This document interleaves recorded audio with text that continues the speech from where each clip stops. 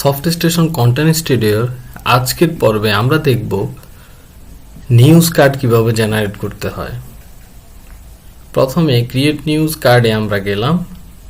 তারপরে যে কোনো একটি নিউজ সাইট থেকে অথবা আপনার নিউজ সাইট থেকে আপনি এখানে আর্টিকেল ইউআরএল যখন পেস্ট করবেন দেন ফেচে ক্লিক করবেন।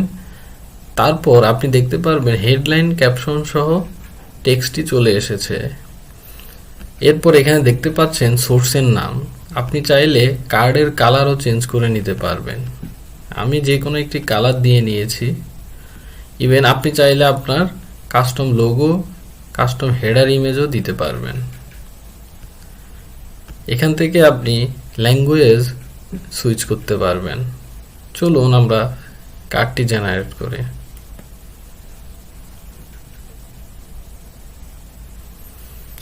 দেখতে পাচ্ছেন এখানে খুব সুন্দর করে একটি কার্ড জেনারেট হয়ে গিয়েছে।